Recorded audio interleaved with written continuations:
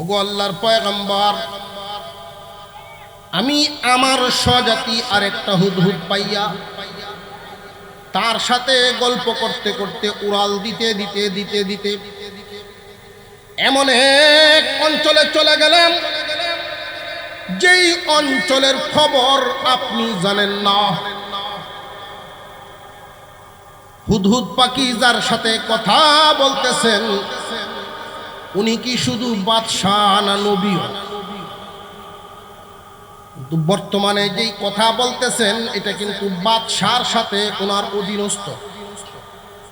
উনি বাদশাহী সুলভ আচরণ তার সাথে করবেন, সেইভাবেই জিজ্ঞাসা করেছেন আর সেও উত্তরও এইভাবেই দিচ্ছে। ও বাদশাহ, এমন এক অঞ্চল দেখে আসলাম যেই অঞ্চলের খবর আপনার জানা নাই। এমন একটা দেশ দেখে আসলাম এত সুন্দর নিয়ামতপূর্ণ, মাঠ ভরা ফসল, বাগান ভরা ফল ফলাদি, নদী ভরা মাছ, ওই দেশে কোনো অভাব বলতে নাই। দেশটার মধ্যে আল্লাহর দেয়া নিয়ামতে ভরপুর এমন নিয়ামত দেখে আসলাম কোন একজন বাগানের মালিক যদি মাথায় টুকরি নিয়া বাগানের ভিতরে ঢুকে পড়েন, ফল নিজে পারতে হয় না, নিচে পড়া ফল টুকাইতেও হয় না, পেকে বাতাসে যেই দাঁড়া কায়া পরে মালিক যদি এই মাথার থেকে ওই মাথায় দুই গুড়ান দেয়, উপর থেকে পড়া ফলে টুকরি ভরে যায়। এত পরিমাণ নিয়ামত আল্লাহ দান করেছেন। ওই দেশটা পরিচালনা করে একজন মহিলা, ওই দেশের রানী একজন মহিলা, ওই দেশের রাজা নাই। ওই রানী খুব সুশৃঙ্খল বিচক্ষণতার সাথে তার দেশ পরিচালনা করে। ওই মহিলার নাম, প্রসিদ্ধ নাম বিলকিস। ওই রানী বিলকিসকে আল্লাহ সমস্ত নিয়ামত দান করেছেন দেশ পরিচালনার জন্য। তৎকালীন জামানায় তখনকার সময়ে দেশ চালাইতে গিয়া যা যা প্রয়োজন সমস্ত কিছুই রানী বিলকিসের আছে। এমনকি অতিরিক্ত একটা নিয়ামতের কথা পাখি বলে, ওয়ালাহা আরশুন আযীম। এই মহিলা রানীর এক সিংহাসন দেখে আসছি, সেই সিংহাসনের মতো আর কোন সিংহাসন আমি হুদহুদের জীবনে কোনোদিন দেখি নাই। সিংহাসন জমিন থেকে 30 হাত উঁচা, 40 হাত প্রশস্ত, 80 হাত লম্বা। তার পায়াগুলো ছিল স্বর্ণ এবং রূপার তৈরি, হীরা মানিক মুক্তা দিয়া জার্সি দেওয়া রেশম কাপড়ের কভারিং। কেউ নি আবার মনে মনে ভাবেন বেটি না জানি কত মোটা, এত বড় চেয়ার কেনে? এই চেয়ারের বড়ত্বটা তার বডির বড়ত্বের সাথে মিল না, তার রাজত্বের বড়ত্ব ক্ষমতা বুঝায়। মুহতারাম হাজিরিন, সুলাইমান আলাইহিস সালাম তো একজন নবীও ছিলেন। পাখি যে বলা শুরু করলো, লাম তুহিত বিহি ওয়াজিতুকা মিন সাবাইন বিনাবাইন ইয়াকিন। ওগো আল্লাহর নবী, যেই দেশের খবর আনলাম এই দেশ সম্পর্কে আপনি জানেন না। এইখানে এক মাসআলা আমাদের জানা প্রয়োজন, ঈমান আকীদাগত একটা মাসআলা। নবীকে তার অধীনস্থ বলে আমি যা দেখে আসছি আপনি তা জানেন না। অনেক মানুষের ধ্যান ধারণা হয়ে যায়, ওলি বুজুর্গ এমনকি নবী রাসূল সম্পর্কে তাদের ধারণা হয়ে যায় আল্লাহ যা জানেন তারাও তা জানে। মহান আল্লাহ পাক রব্বুল আলামিন সৃষ্টিকে যা জানান সৃষ্টি তা জানে, আর আল্লাহ যা জানান না কেউই তা জানে না। এটা সহিহ আকীদা। মুহতারাম হাজিরিন, আল্লাহ পাক রব্বুল আলামিন সুলাইমান আলাইহিস সালামকে যে রাজত্ব দিয়েছেন তামাম দুনিয়ার বাদশাহী, হয়তো প্রশ্ন আসতে পারে তাহলে কি এটা দুনিয়ার বাহিরে ছিল নাকি উনি জানেন না?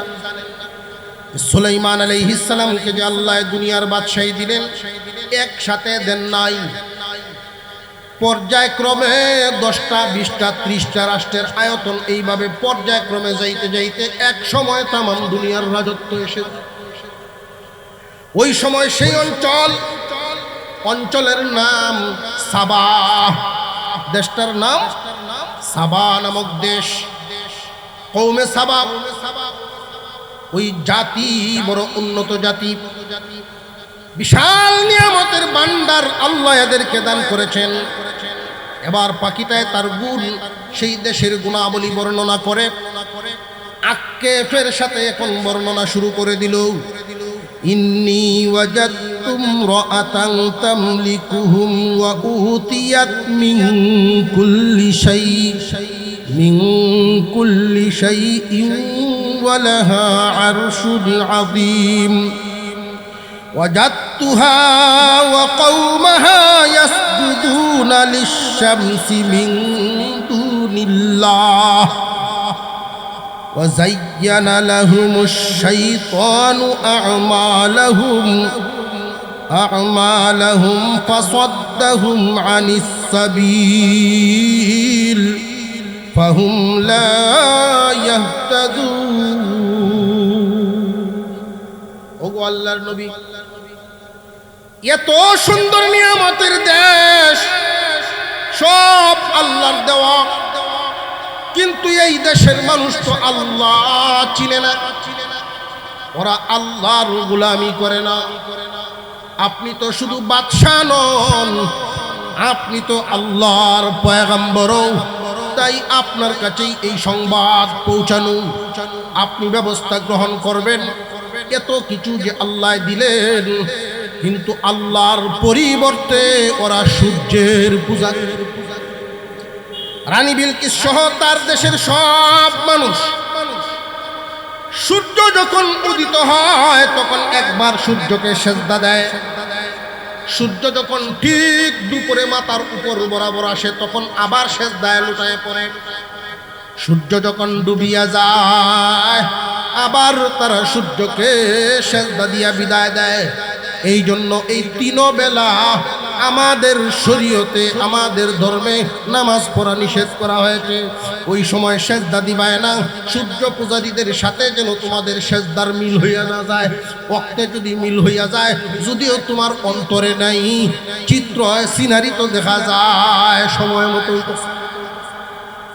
খুব সাবধান, ওই জাতি আল্লাহর পরিবর্তে যে সূর্যের পূজা করে, শয়তানে এদের অন্তরে সূর্য পূজাটাকে এমন ভাবে বসাইছে, তারা চিন্তা ভাবনা করে দেখছে, গবেষণা করে দেখেছে সূর্য হলো সমস্ত সৃষ্টির মধ্যে সবচাইতে শক্তিশালী। ঠিক না বেঠিক?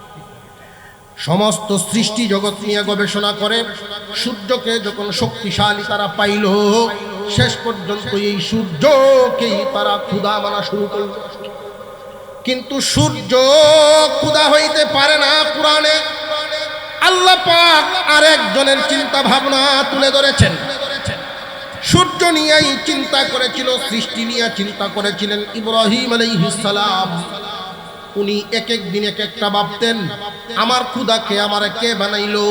এক পর্যায়ে এসে সূর্যকেই শক্তিশালী মনে হলো। হঠাৎ সন্ধ্যা বেলায় যখন সূর্য ডুবে যায়, উনার অন্তরে জাগ্রত হলো, না, সূর্য আমার খোদা হতে পারে। সূর্য তো নিজেই ডুবে গেল, আমারে দেখবো কেমনে? আমার তো সৃষ্টিকর্তা এমনই একজন হবে যারে আমি দেখি না, কিন্তু আমারে হামেশা উনি দেখে। নবীগণকে দিয়ে বাদশাহীও করাইছেন, নবীগণকে দিয়ে মিস্ত্রিগিরিও করাইছেন। নবীগণের মধ্যে এমন পয়গম্বর ছিলেন কাঠমিস্ত্রি, এমন পয়গম্বরও ছিলেন রাজমিস্ত্রি। খানায়ে কাবা একজন পয়গম্বরের রাজমিস্ত্রির হাত দ্বারা গড়া, ইব্রাহিম খলিলুল্লাহ। এইভাবে এক একজন পয়গম্বরকে দিয়ে মহান আল্লাহ পৃথিবী মানুষকে রাস্তা দেখাইছেন। আল্লাহর পছন্দের কাজ জমিনে কি কি বৈধ কি কি নবীগণের মাধ্যমে দেখাইছেন। এমনই একজন পয়গম্বর সুলাইমান আলাইহিস সালাম, আল্লাহ ওনাকে দুনিয়ার রাজত্ব দান করেছিলেন। নবুয়তি যেইভাবে দিলেন রাজত্বও দিলেন, এবং কোন একটা অঞ্চলের শুধু সীমাবদ্ধ রাজা এমন না, তামাম দুনিয়ার বাদশাহী ওনাকে দিয়েছিলেন। এই পৃথিবীর জমিনে 4 জন ছিলেন তামাম দুনিয়ার বাদশাহী। 4 জন দিছেন কে? সন্দেহ আছে অনেকের মনে হয়। কুলিল্লাহুম্মা মালিকাল মুলকি তুতিল মুলকা মান তাশা। সমস্ত রাজত্বের মালিক আল্লাহ। রাজত্বের মালিকানা কার? জবান খুলে উচ্চারণ করবেন, সমস্ত রাজত্বের মালিকানা কার?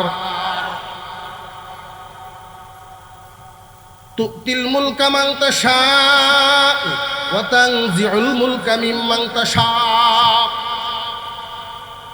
আল্লাহ যখন যাকে যেই পরিমাণ, মহান আল্লাহ যখন যাকে যেই পরিমাণ ইচ্ছা করেন দান করেন, যখন ইচ্ছা করেন তার থেকে আবার ছিনায় নেন। আল্লাহ মানুষকে ইজ্জত দেন, আবার জিল্লতও দেন।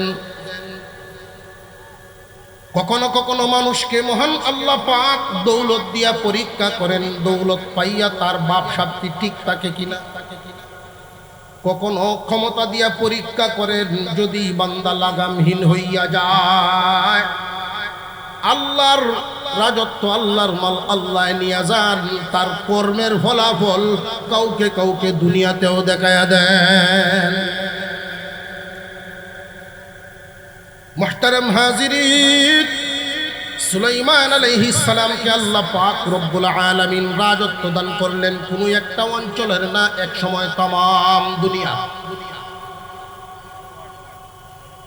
আল্লাহর পয়গম্বর নবুয়তিও চালালেন, আবার পয়গম্বরিও চালালেন, বাদশাহীও তো চালালেন। হয়তো আমাদের অনেকেরই ধারণা, কেউ যদি আলেম হয় তাহলে ইউনিয়ন পরিষদ চালাই পারত না, এমন ধারণা আছে না? যাক, এখন কিছুটা কমতেছে। আগে তো একদম মানুষ বুঝতোই না যে না আলেম ওলামা ইচ্ছা করলে ইলেকশন করতে পারে। মানুষের সাধারণত একটা ধারণা হয়ে গিয়েছিল এরকম, উলামায়ে কেরামের জায়গা পরিধি সীমাবদ্ধ হলো মিম্বরের মেহরাবের জায়গা, মসজিদের ভিতরে। আজীব হয়ে গেছে সমাজের ব্যবস্থাপনা। মসজিদের ভিতরে উলামায়ে কেরামকে যদি আমরা একটু জায়গার মধ্যে সীমাবদ্ধ রাখি, তাহলে বহুত বড় ফায়দার থেকে বঞ্চিত সমাজ। ভালো মানুষের মাধ্যমে যদি সমাজ পরিচালনা করা হয়, ভালো কিছু পাবে সমাজে। মন্দের দ্বারায় যদি সমাজের ইমামতি দেওয়া হয়, তাহলে মন্দের দিকেই নিবে, মানুষ দুঃখ কষ্ট পাবে, জুলুম অত্যাচার অবিচার প্রতিষ্ঠিত হবে, ইনসাফ কায়েম হবে না। সুলাইমান আলাইহিস সালাম তামাম দুনিয়ার বাদশাহী করে গেলেন, কোনো কমতি হলো না। একদিনের একটা ঘটনা কুরআনুল কারীমে আল্লাহ আয়াত বানায় নাযিল করে দিয়েছেন। সেখান থেকে যেন মানব জাতি শিক্ষা হাসিল করতে পারেন। একজন পয়গম্বর যদি ক্ষমতাবান হন, কোন একজন দিনদার মানুষ, পরহেজগার মানুষ যদি ক্ষমতার চেয়ারে বসেন, ওনার অবস্থানটা কি হবে, ওনার নীতিমালাটা কি হবে। কারোর সাথে কথা বলতে গেলে সমাজের সব মানুষের হালত তো আর সমান না, ঠিক আল্লাহর পয়গম্বর সুলাইমান আলাইহিস সালামকে রাষ্ট্র পরিচালনার জন্য 3 ধরনের বাহিনী আল্লাহ দান করেছিলেন। কয় ধরনের বাহিনী? নবী সুলাইমান আলাইহিস সালামকে আল্লাহ যত নিয়ামত দিয়েছেন, এর মধ্যে বড় একটা নিয়ামত হলো উনি শুধু মানুষের সাথে কথা বলতেন তা না, সমস্ত সৃষ্টিকুলের ভাষা উনি জানতেন। 3 ধরনের বাহিনী ছিল দেশ রাষ্ট্র পরিচালনার।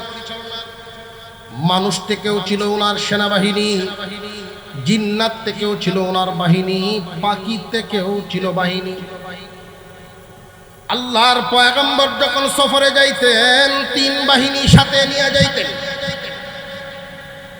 যখন যাকে যেই লাইনে কাজে লাগানো লাগে সেখানেই লাগাতেন।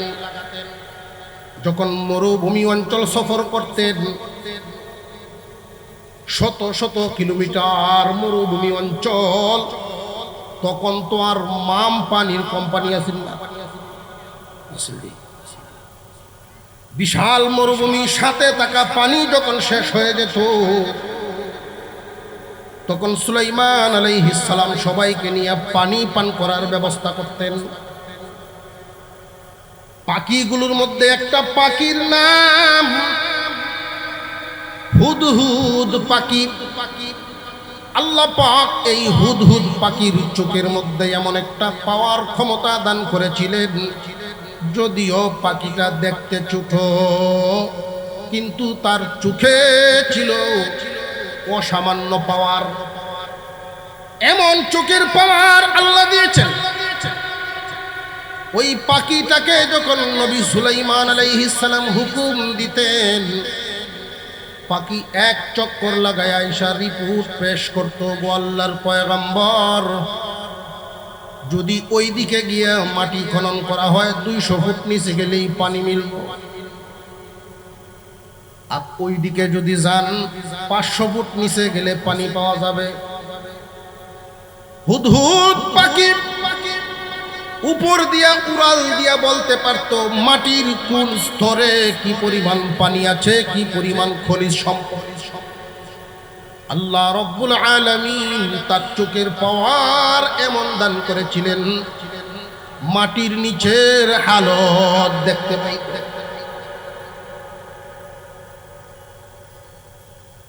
এখানে একটা বিষয় বুঝার আছে, এই হুদহুদ পাখিও কিন্তু মাঝে মাঝে শিকারীর জালে বন্দী হয়। বহু শিকারী শিকার করে এই পাখি আবার খাইতে পারে হুদহুদ পাখি।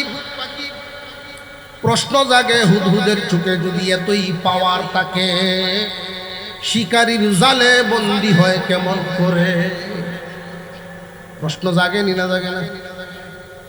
ওই যে আগের কথা মনে আছে নি, রাজত্বের মালিককে? আপনি আমার যা কিছু আছে না আছে সবকিছু দিয়েছেন কে? আল্লাহ পাক রব্বুল আলামিন মানুষকে পরীক্ষা করেন 7 ভাবে। এর মধ্যে মহান আল্লাহ দিয়া পরীক্ষা করেন 2 ভাবে, নিয়া পরীক্ষা করেন 5 ভাবে। দেওয়ার মধ্যে 2টা, একটা হলো দৌলত দিয়া পরীক্ষা করেন, আবার ক্ষমতা দিয়েও পরীক্ষা করেন। এগুলো পাওয়ার পর যদি মানুষ নিজের গতি নিজেই ভুলে যায়, মানুষ অমানুষ হয়ে যায়। আল্লাহ পাক এই ঘটনা বর্ণনা করে হুদহুদ পাখির হালত বুঝায় দিলেন, বান্দারে খেয়াল করো, যার চোখে আমি এত শক্তি দিলাম, যখন সে লাইন ক্রস করে, সীমানা ক্রস করে ফেলে, এই পাখি যখন তার মধ্যে অহংকার এবং গর্ব ভরে উড়াল দেয়, স্পিড বাড়ায় দেয়, তখন চোখে আমি ঝাপসা বাসায় দেই, তার চোখে আর দেখে না। সামনে তাকা জালে বন্দী হয়, চোখের পাওয়ার আমি দেই, আবার আমি ওই নেই। বহুদিনের ইজ্জত সম্মান ক্ষমতা আল্লাহ যদি চান, মানুষের সামনে এমন এক কথা জবান দিয়ে বেরোইব, এক কথায় সারা জীবনের কামাই মাটি। এক কথার কারণে শেয়ার যায়, এমন ঘটনা আছে না নাই? হুদহুদ পাখিটার থেকে শিক্ষা গ্রহণ করা। সুলাইমান আলাইহিস সালাম ওই পাখিরে হুকুম দিতেন। একদিনের সফরের হালত মহান আল্লাহ আয়াতের মধ্যে তুলে ধরেন। আল্লাহ বলেন, وَتَفَقَّدَ الطَّيْرَ فَقَالَ مَا لِيَ لَا أَرَى الْهُدْهُدَ وَتَفَقَّدَ الطَّيْرَ فَقَالَ مَا لِيَ لَا أَرَى الْهُدْهُدَ أَمْ كَانَ مِنَ الْغَائِبِينَ।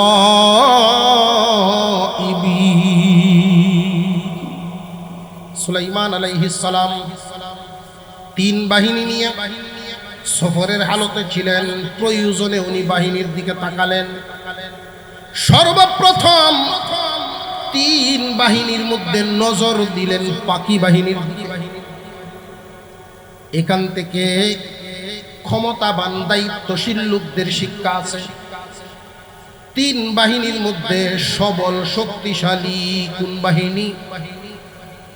জিন, মানুষ আর পাখি। তিন বাহিনীর মধ্যে শক্তির দিক যদি আমরা দেখি, খেয়াল করি, দুর্বল হয় পাখি বাহিনী। উনি খেয়াল করলেন বড়দের দিকে, শক্তির দিকে না দুর্বলের দিকে? আল্লাহর পয়গম্বরের একটা উসুল ছিল, নবীজি শিখাইছেন, বাজার থেকে মজাও যদি আনো ছোটটারে আগে দিও। বাচ্চা যদি 3-4টা হয়, কোনটারে আগে দেওয়া? সামাজিকভাবে দুর্বল মানুষ যারা, তাদের প্রতি সহানুভূতির নজর আগে রাখবা। ক্ষমতাবান তোমাদের দয়ার নজর দুর্বলদের প্রতি যদি বেশি হয়, আল্লাহ বড় খুশি হয়। সুলাইমান আলাইহিস সালাম বাদশাহী নজর দিলেন।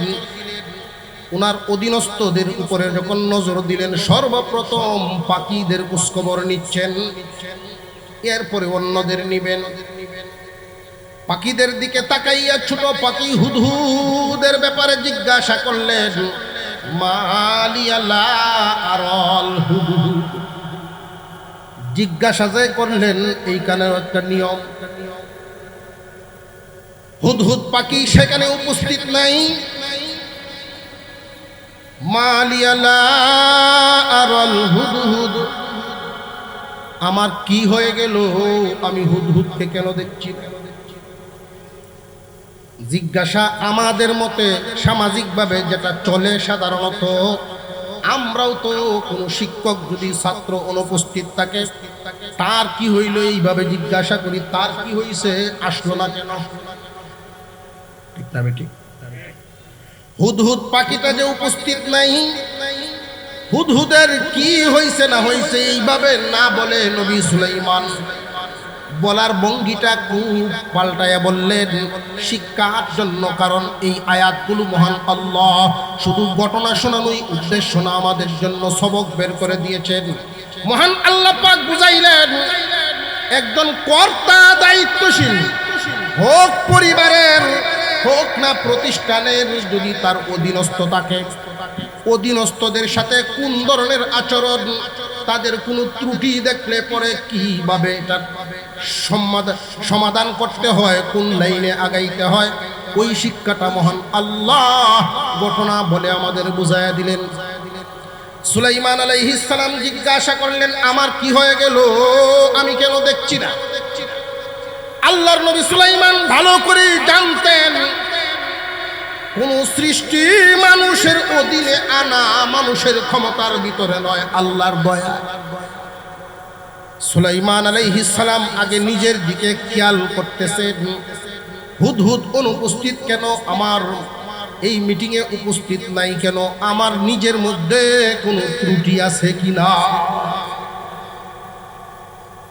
সংসার চালাইতে গিয়ে অনেক সময় দেখি আমরা, বাবার মন মতো ছেলেরা চলে না, বাবা খুব রাগান্বিত, ছেলেদেরকে তো গালিগালাজ করেই, ছেলের মারেও গিয়ে গালিগালাজ করে। ঠিক না ঠিক? তো উচিত হলো আপনি সমাজের বা পরিবারের যে কর্তা, আগে খেয়াল করেন বাচ্চাদের থেকে আপনি ভালো আচরণ আশা করেন, আপনি কি তাদের দায়িত্ব বা তাদের কর্তব্য ঠিক মতো পালন করছেন কিনা, নাকি কমতি আছে খেয়াল করতে হবে।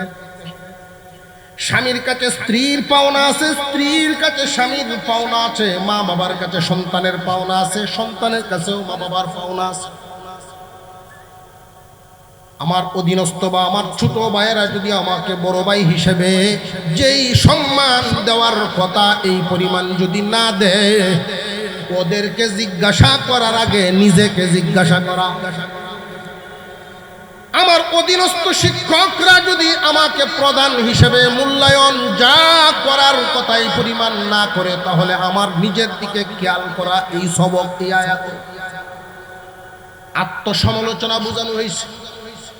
নিজের দোষ বেশি বেশি তালাশ করা অন্যের দোষ তালাশ করার চাইতে। কিন্তু বর্তমানে এই রোগ বেশিরভাগ মানুষের অন্তরেই পরের দোষ তালাশ করার পিছনে আছে না নাই? অন্যের দোষ তালাশ করে, নিজের দিকে খেয়াল নাই। অন্যের দোষ তালাশ করা এটা মারাত্মক এক গুনাহ, মারাত্মক অপরাধ। যদি কোনো মানুষ কারোর দোষ শুনতেই পারে, দেখতেই পারে, মানুষের দোষ থাকতেই পারে, কুল্লু বানি আদম খাত্তাউন, সমস্ত বনি আদমের ব্যাপারে নবীজি বলেন মানব জাতি ভুল করতেই পারে। কাপড় আপনি যত দাম দিয়েই কিনেন না কেন, ব্যবহার করলে ময়লা হবে, এটা স্বাভাবিক বিষয়। ঠিক তেমনি একটা মানুষ যত বড় শিক্ষিত হোক, উঁচা বংশের হোক না কেন, মানুষ দুনিয়াতে সমাজে চলতে ভুল হইতেই পারে। কেউ যদি কারোর ত্রুটি বিচ্যুতি নিজের চোখে দেখে ফেলেন, তখন আপনার কি করণীয়? দোষ তালাশ করা তো যাবেই না। যদি দেখে ফেলেন দোষ বা জেনে ফেলেন, তাহলে আপনার আমার দায়িত্ব হলো পোশাক সেজে ডেকে রাখা। একজন মানুষ যদি আরেকজনের দোষ দেখে রাখেন দুনিয়ায়, কিয়ামতের কঠিন ময়দানে আল্লাহর সামনে যেই দিন আমরা দাঁড়াবো, এমন বহুত গুনাহ আছে যেই গুনাহ স্বামীরটা স্ত্রী জানে না, স্ত্রীরটা স্বামী জানে না।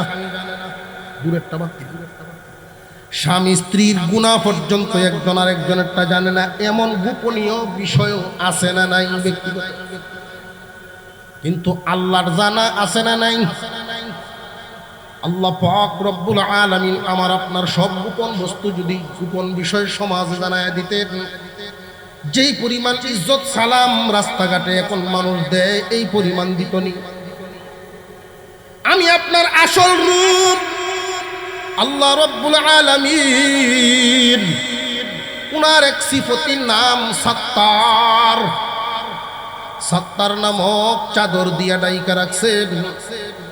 কোন মানুষ যদি দুনিয়াতে একজন আরেকজনের দোষ এইভাবে ডাইকা রাখে, কিয়ামতের কঠিন ময়দানে মহান আল্লাহ পুরস্কার হিসাবে তার গোপন গুনাহ গোপনে মাফ করে দিবে।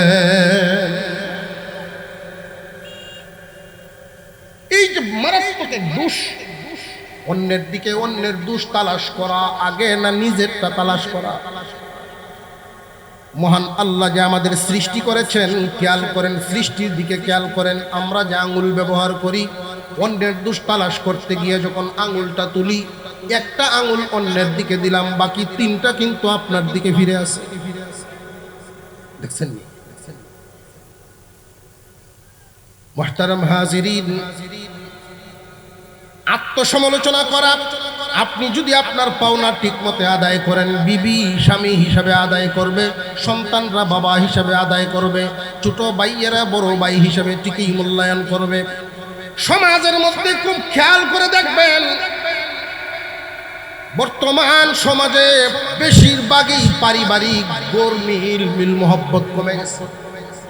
আর এর পিছনে যতটা দায়ী, এটা হলো একে অপরের পাওনা আদায় করে না। বড় ভাই সব সময় ছোটদের প্রতি দয়াশীল মায়াশীল হয়। সৃষ্টিগতভাবে এটা আল্লাহর পক্ষ থেকে দেওয়া দয়া মায়াটা। দেখবেন কোন পরিবারে যদি 3 বছরের এক বাচ্চা থাকে, 9 বছরের আর একটা 10 বছরের যদি এরকম থাকে বড়টা, ছোটটায় বড়টারে মারে, হয় না এমন? আর বড়টায় তার আম্মারে ডাকে, আইলা না গো আইলা আমারে মারিলে, তুই একটা দে, কেমন আসে, আমি দিলে তো কার। সৃষ্টিগতভাবেই বড়টার অন্তরে দয়া মায়া দেওয়া। পানিতে যদি নামতে হইতো ছোট কালে দেখতাম ছোট ভাইটারে কাঁধে লইয়া লাইছে বড়টা, শীত লাগবার ক্ষেত্রে বড়টার গায়ের জামা খুলে ছোটটারে পরায়া দেয়। কিন্তু কালক্রমে সময়ের পরিবর্তন যখন হয়ে যায়, বড় ভাই আর ছোট ভাইয়ের মধ্যে এতটাই দেয়াল তৈরি হয়, এক ভাইয়ের ছেলে মেয়ের বিয়ে শাদিতে আরেক ভাইয়ের দাওয়াত পর্যন্ত দেয় না। এই এত বড় দেয়াল কেন হইল? দেয়ালটা কিন্তু খুব মজবুত না, শয়তানের দুকা। দুকাটা কি? এক ভাই আরেক ভাইয়ের পাওনা আদায়, আচার আচরণের যেই পাওনা দাও না, এখানে গন্ডগোল। ছোট ভাইয়ের কাছে বড় ভাইয়ের কামাই খাওয়ার আশা না, আশা হলো সম্মান মর্যাদা। কখনো যদি বড় ভাইয়ের সাথে ছোটটায় বিয়াদবি করে ফেলে, এই আঘাত সহ্য করতে পারে। আত্মসম্মানে যদি লাগে কখনো, মনে বড় আঘাত পায়। আর এই আঘাত অর্থ দিলে শেষ হবে না, যদি ডাক দেয় ওই ডাকেই শেষ হয়ে যায়। সুলাইমান আলাইহিস সালাম নিজের সমালোচনা করতেছেন, আগে খেয়াল করতেছেন মহান আল্লাহ যে আমার নিয়ামত দিলেন, সমস্ত সৃষ্টি আমাকে মানে, হুদহুদ কেন নাই, কেন দেখছি না, আমার কোনো কমতি আছে কিনা।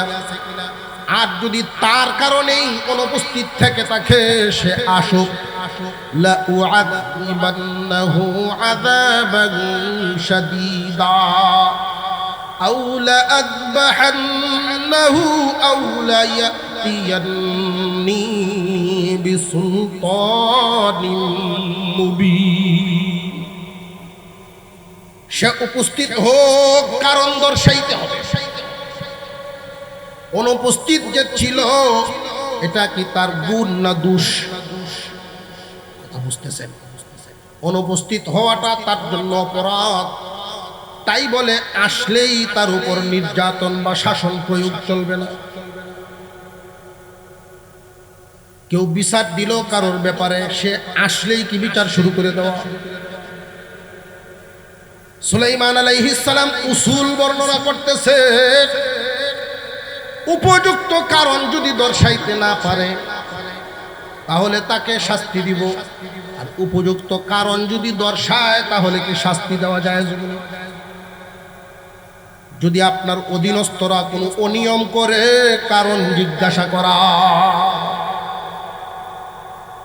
হাউস থেকে বা চাকরি থেকে ডিউটি করে আপনি বাসায় গেলেন, খিদায় মাথা ঘুরতেছে, গিয়া যদি দেখেন রান্না এখনো হয় না, শুয়ে বসে বিছানার দেখে যদি আপনার মাথা গরম হয়ে যায় যে না ফিডা এলো কত, তাহলে কি ইনসাফ না জুলুম? আগে জিজ্ঞাসা করা কেন হয়েছিল এই সমস্যা। এমনও তো হতে পারে যে এই সমস্যাটা আপনার নিজের বিবেকেই রায় দিবে যে ঠিক আছে, ঠিক না? ঠিক কারণ দর্শাইতে হবে। যদি উপযুক্ত কারণ দর্শায় তাহলে তো মাফ, আর যদি উপযুক্ত কোনো কারণ না থাকে, লা উআযিবান্নাহু আযাবান শাদীদা, কঠিন শাস্তি দিব, অন্যথায় জবাই করব। হালাল যে সমস্ত প্রাণী খাওয়া যায়, যে সমস্ত প্রাণী খাওয়া জায়েজ, এই জায়েজ করছেন কে? আরো জোরে কর। কিছু প্রাণী আমাদের জন্য জায়েজ, জবাই করা যায়, প্রয়োজনে জবাই করে খাওয়া, এটা কোনো গুনাহ না, আল্লাহ হালাল করে দিয়েছেন। এই জন্য এটা কেউ ভাববেন না যে আমি জুলুম করতেছি, রক্ত জড়াইতেছে। আল্লাহ সৃষ্টি করেছেন, তিনি হালাল। সমুদ্রে তিমি মাছকে প্রতিদিন আল্লাহ তাআলা টনের টন মাছ খাদ্য খাওয়ায়। একটা বাঘ প্রতিদিন 10 থেকে 15 কেজি মাংস খায়। আল্লাহর সৃষ্টির নিয়ম হালাল প্রাণী জবাই করা। আর অধীনস্থ যারা, যে সমস্ত প্রাণী গৃহপালিত, এদেরকে প্রয়োজন মাফিক শাসন করা যায়। আমাদের মধ্যে সীমা রেখাটা ঠিক থাকে না। কেউ যদি প্রাণীদের প্রতি দয়াশীল হইয়া একদমই শাসন না করে, তাহলে গৃহপালিত পশুর দ্বারা আপনি নির্যাতিত হবেন। আর যদি সীমারেখা লঙ্ঘন করে ফেলেন, জুলুম হয়ে যায়। বিবির সাথে ঝগড়া লেগে যদি গরু রেখে যায়, জুলুম না, জুলুম হয়ে যায়। আর যদি একেবারেই আপনি না ধরেন, না শোন, আপনার বাড়ির সামনের জমিনে গিয়া গরু যদি ঘাস খাইতে থাকে বা ধান খেতে লাগিয়ে গেছে, পিছন থেকে যদি আপনি তারে মামায়া সুমায়া ডাকেন, এটা তো খেতটা আমার না, তুমি খাইও না, মানবো? এই সময় একটা বাড়ি, যেই পরিমাণ জুড়ে বাড়িটা দিলে অন্যের ক্ষতির থেকে বাঁচায় আনবেন, এই পরিমাণ দেওয়া জায়েজ। বুঝে আসতেছে? কিছুক্ষণ পরেই সুলাইমান আলাইহিস সালামের সামনে হুদহুদ পাখি হাজির হয়ে গেছে। সুবহানাল্লাহ। হুদহুদ পাখি যখন হাজির হয়ে গেল, আল্লাহর নবী জিজ্ঞাসা করলেন, তুমি কোথায় ছিলে, না আসার কারণটা কি? ওই দিন পাখিটায় কিভাবে জবাবটা দিয়েছিল, মহান আল্লাহ আয়াত বানায় নাযিল করছেন। সুবহানাল্লাহ। হুদহুদ পাখির সেই জবাব, সেই তত্ত্ব আল্লাহর কাছে এতটাই পছন্দ হয়েছে, আল্লাহ পাক হুদহুদ পাখিটাকে কিয়ামতের দিন মানুষ বানায় জান্নাতে দিবেন।